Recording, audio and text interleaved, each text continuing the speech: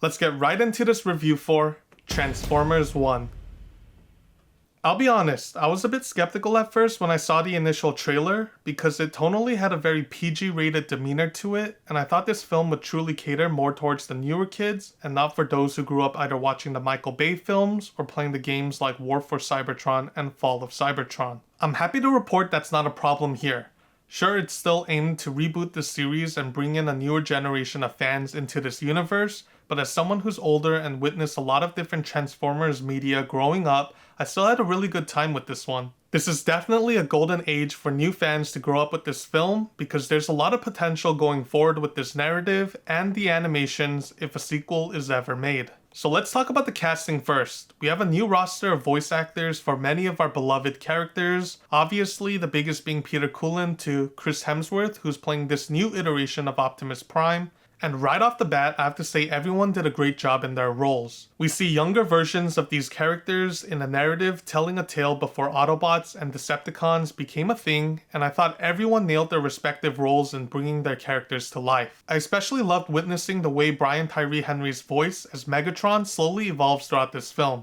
He crushes his role here. Also, props to Chris Hemsworth too, because he plays the younger Optimus really well, but like I said, everyone crushed it here in their roles. Zero complaints, this was great casting. In terms of the story, I thought it was executed as well as it could have been.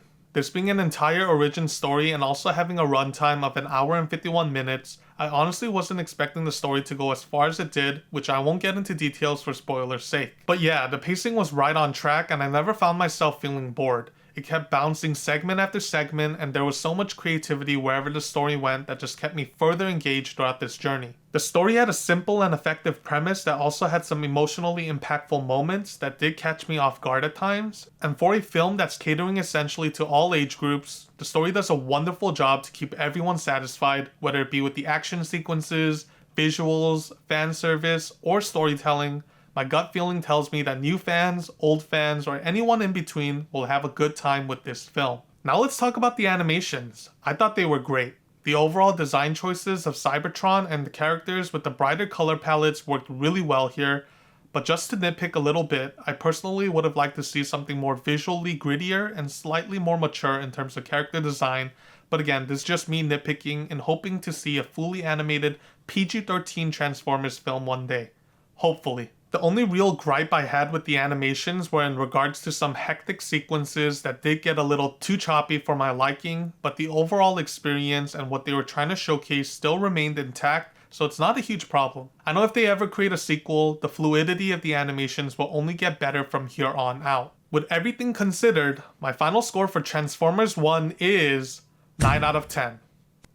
This was a fun cinematic experience. There's lots to enjoy here for all range of audience members, whether experienced or new to the lore of Transformers. It's a great standalone film with a simple and effective story, some comedy, some great action sequences, and some fun fan service. And to top that off, this is definitely the best animation I've seen this year. Anyways, that's it for this review. Hit the like button if you enjoyed this content, and make sure to subscribe because I'll be back with more reviews soon. Do check out my past reviews if any of them pique your interest, and I shall see you again in the Cinematic Experiences channel. Until next time, peace.